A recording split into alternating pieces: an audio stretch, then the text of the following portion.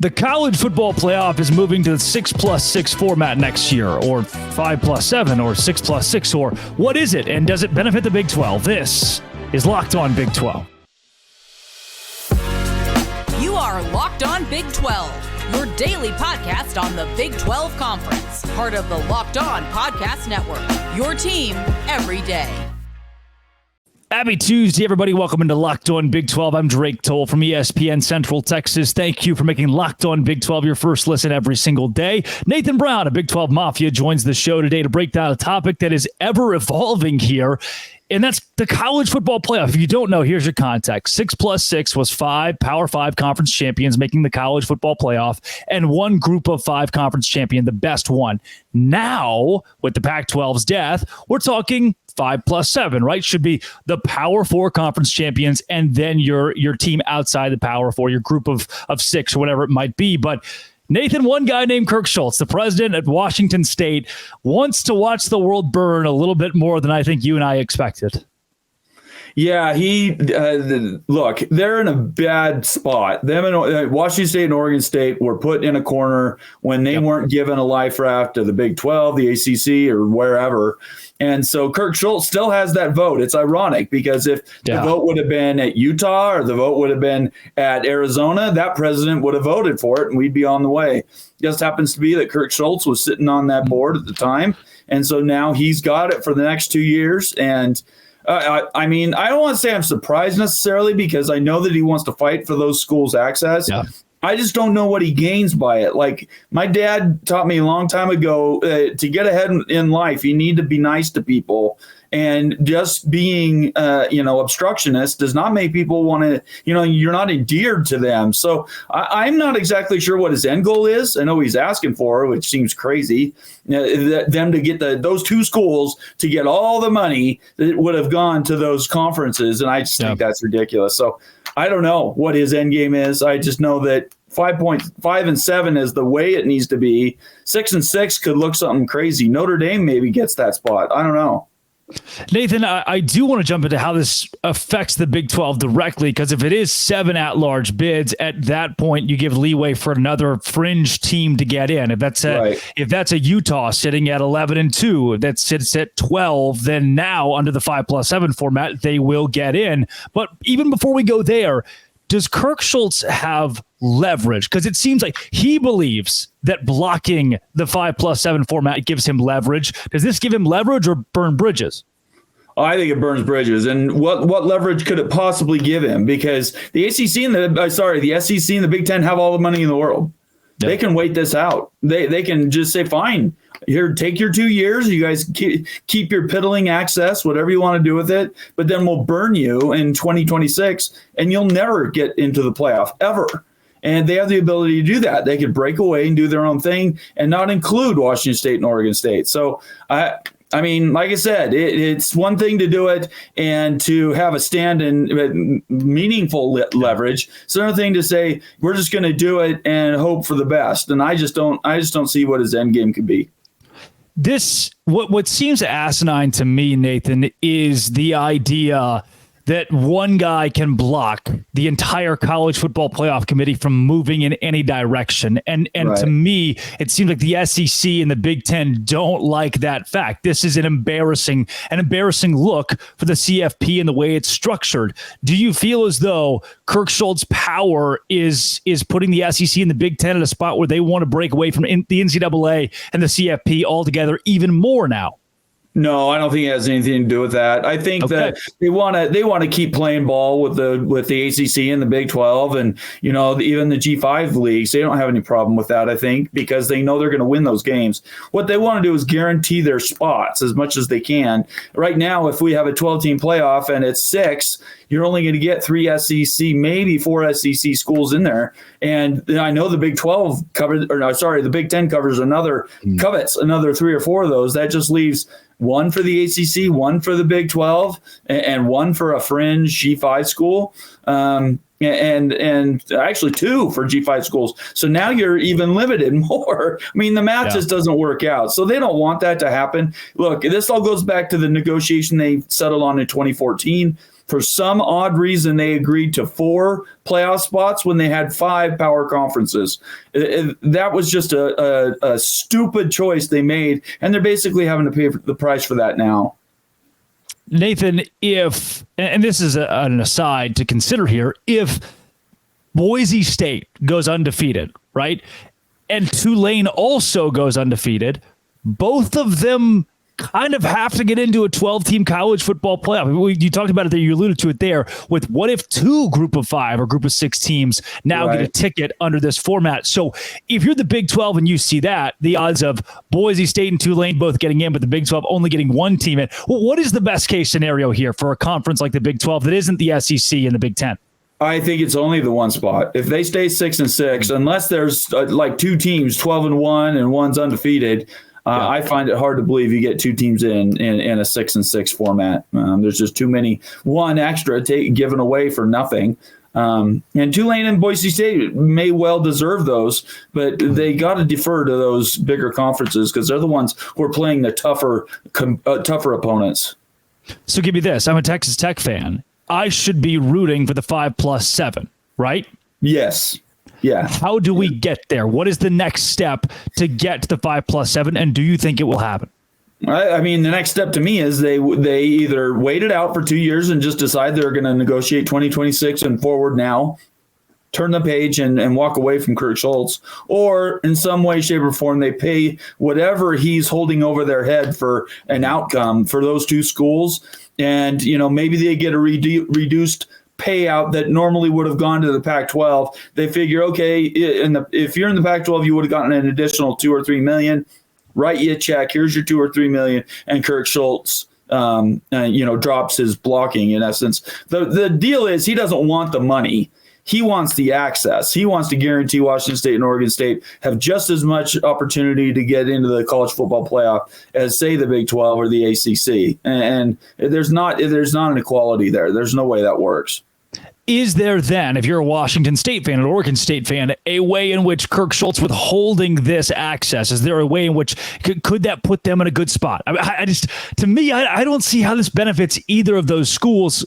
Even when 4 months ago, it seemed as though they could wiggle their way into a Power 5 scenario. Yeah, I don't know. I can't see where it helps him at all. It doesn't make any sense to me because where's his outcome? Certainly the Big Ten and the SEC are not going to cave to his demands, right? They're not going to turn around and change their mind and say, oh, you're right. All of a sudden we know that Washington State and Oregon State are worth it, or the Big 12 is just going to throw them an invite, or the ACC could throw them an invite. Now, they do have a dark horse chance to get still into the ACC, depending on what happens with Florida State and the sort of follow-on stuff that happens from that. But right today, I just they may settle on something. Maybe they give them an extra big Halloween basket or something. But I just can't see them doing anything more than offering them money. I think had we seen Mountain West teams break away from their grant of rights in some fashion, whether that was via court or actually paying to do so, maybe then with a reconstructed Pac-12, the technicalities would give you an opportunity to keep the 6+6. But at this point, it's what's obvious. The 5+7 is where you have to go. And hopefully somebody appeases Kirk Schultz or he lays down his guns and we get the 5+7 for the sake of that fringe Big 12 team, if that's who it's able to benefit moving forward. But Nathan, while that all is happening on one side of things, on the other side of things, we got students that are getting paid via NIL who now want to be paid by their universities. And with a union at Dartmouth, that's possible. Let's go there. We'll do it next right here on Locked On Big 12, part of the Locked On Podcast Network, your team every day. Today's show is brought to you by FanDuel. FanDuel is where I go for effectively some side incomes. Like, I just Super Bowl was the other day and wanted to put some money on the Chiefs. I didn't feel right doing it because like 78% of people put money on the Chiefs, but I thought, you know what? I'm going to. It's Patrick Mahomes. You never bet against Tom Brady in the Super Bowl. Well, it worked out. Right now, without the NFL, you can still get buckets in America's #1 sportsbook. March Madness is coming up. The NBA is on right now. New customers get $150 in bonus bets with any winning $5 bet. That's right, $5. Just throw it there on the Baylor money line tonight in basketball. I mean, they're playing Oklahoma at home. And then $150 in bonus bets. And that's quick bets, live same game parlays, exclusive props, all kinds of stuff in the FanDuel app. options, baby. Visit FanDuel.com/lockedon to shoot your shot. FanDuel, the official sports book of the NBA.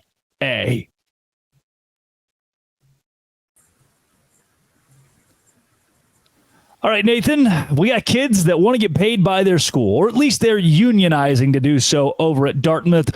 And this, my reaction to this, Charlie Baker, the NCAA president, has already put a proposal forward of schools directly paying athletes and the rich getting richer, creating a super division amongst teams that could pay their student athletes $30,000 more or more a year.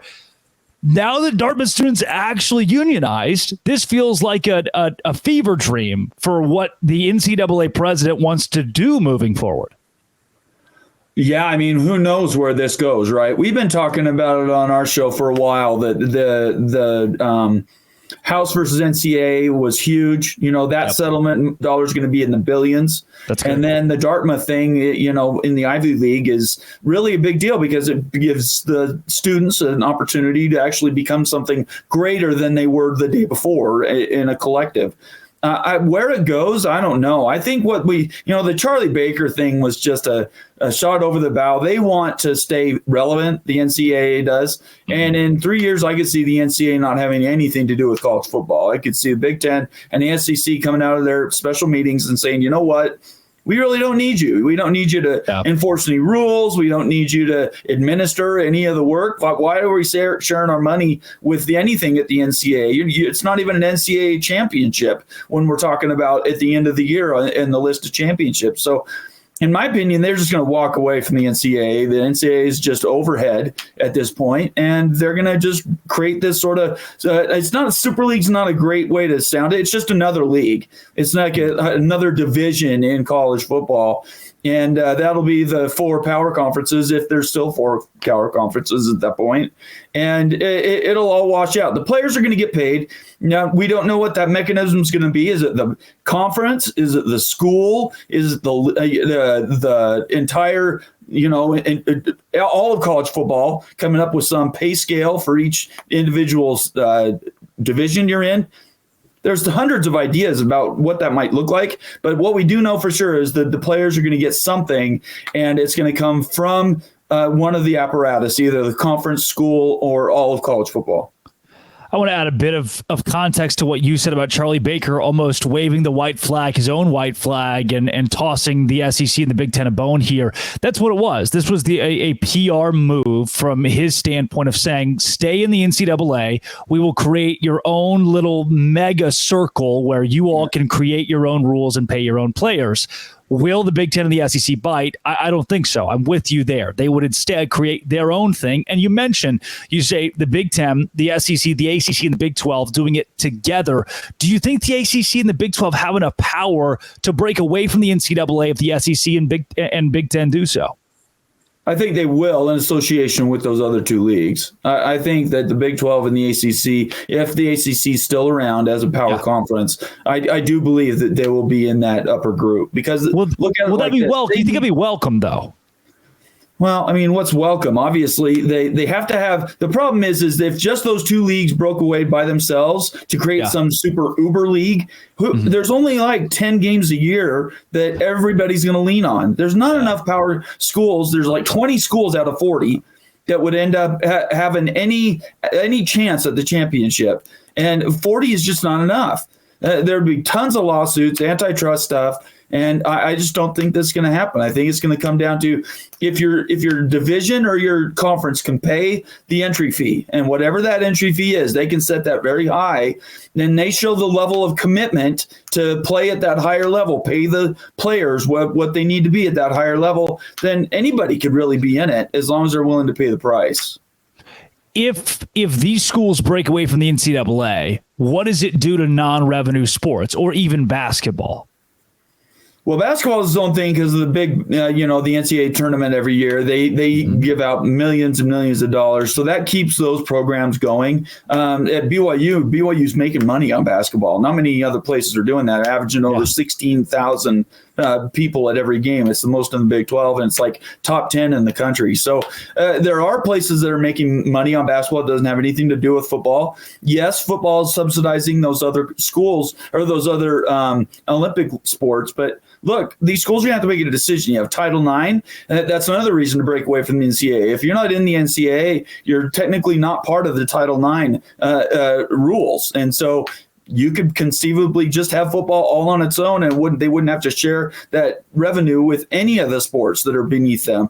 I think that's where the Big Ten and the SEC want to be, because they can take the remainder of the money and they can keep all of their Olympic sports running really without ad infinitum. It can go forever because of the amounts of money they're going to be making. It's going to be tough for the Big 10, Big 12, and the ACC to do the exact same thing, because even though they're making a portion of that, they're only making 30 or 40% of that money, maybe in a good year 50% of that money. It's going to be very difficult to keep those Olympic sports going. So at BYU, I think there's 31 Olympic sports. I could be wrong on that. They may have changed the number, but to keep those others going, they use football to do that. So I don't know. I mean, these are all decisions. Each one of these schools and conferences are going to have to decide whether they can pay the freight to be up in this upper league.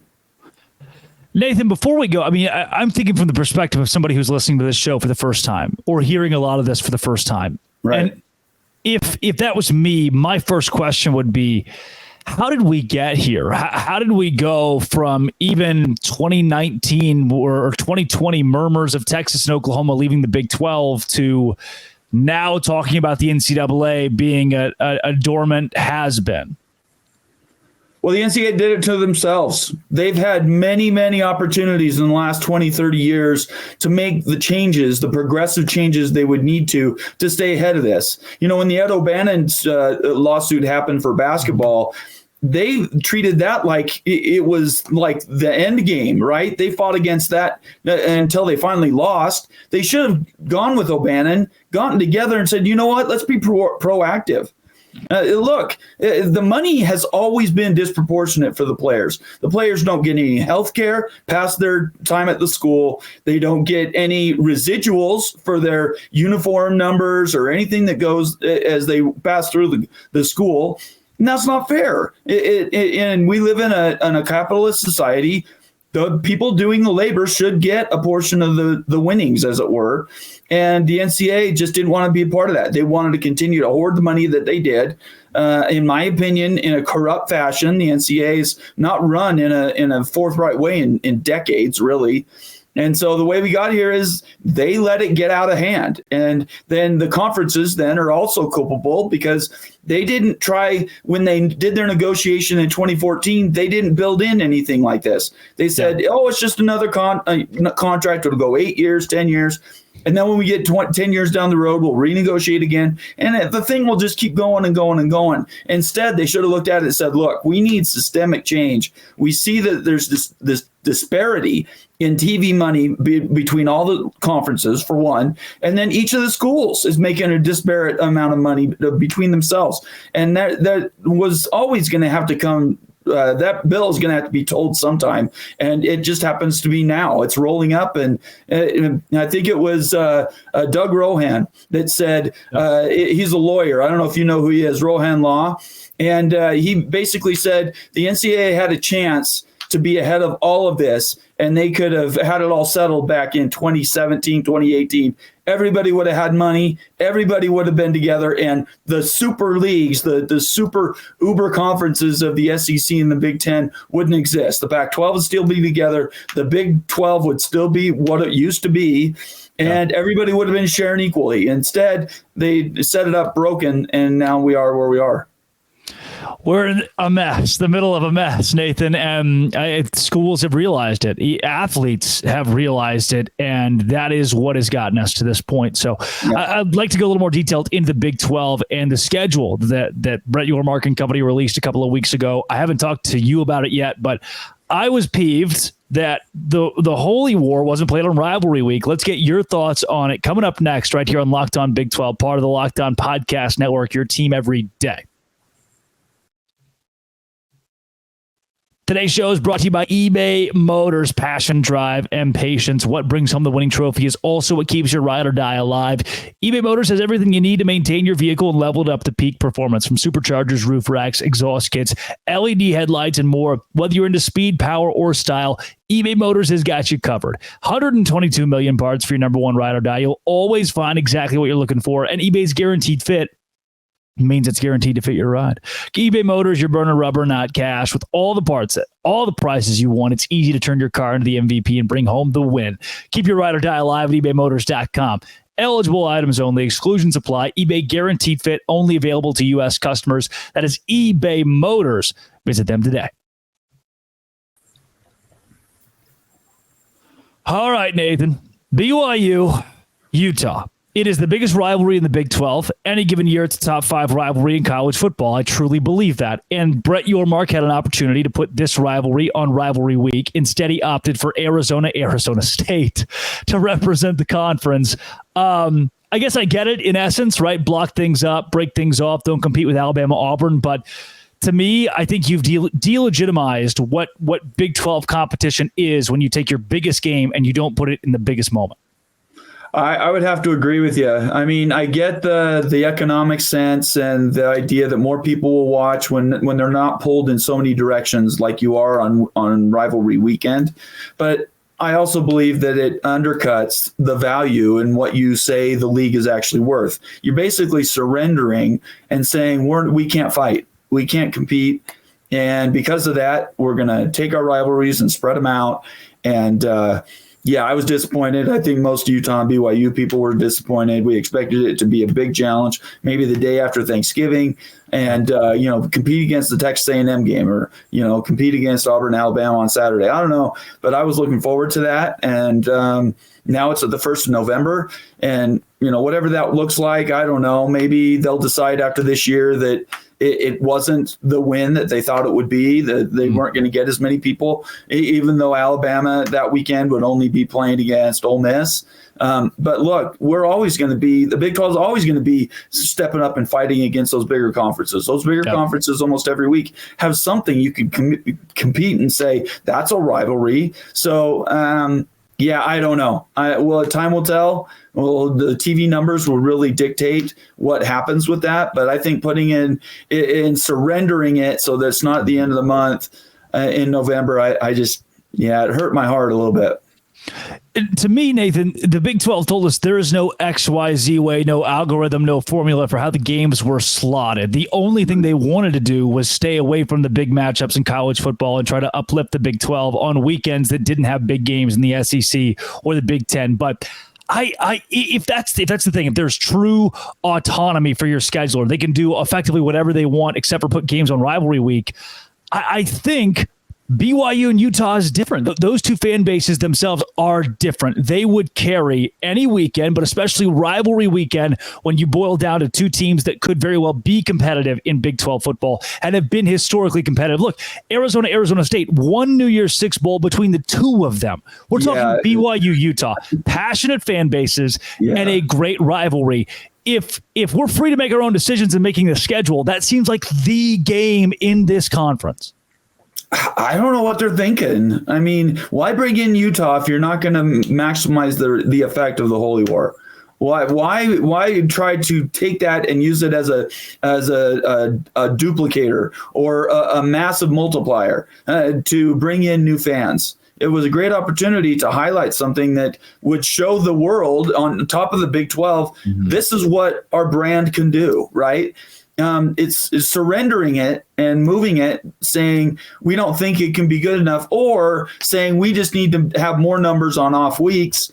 I think that's a cheap way to go about it. It doesn't make me happy. I don't know. I haven't met one person that said, yeah, that was my first choice to have it in the first week in November. So I don't know. It's out of my hands. They didn't ask me, so. Right. Instead, we're showcasing TCU in Cincinnati that weekend. Don't get me started. Show the country. Week, I might not even watch any football. Yeah. Nathan, before we let you go here, the schedule as a whole, were you happy, unhappy? What did you, because there were a couple teams who have, 6 road trips in 8 weeks. What did you think about what Brett Yormark rolled out? You want to be honest? I mean, to be honest, I think he made the schedule for Utah the easiest that they could possibly do. Utah has the easiest path to the college football playoff, and I think Yormark knows this. They have a team coming back that is loaded, and their schedule is not tough at all. Can I pause you there? Because already, Nathan, somebody's going to the comment section to type, of course the BYU guy would say that. But no, Utah, he's right. And that's okay. It doesn't dilute how good Utah is. But if you look at the schedule, it's the easiest one in the Big 12. It really is. Their only tough game of the entire year outside of BYU is they have to travel to UCF on the last weekend of the year. Mm-hmm.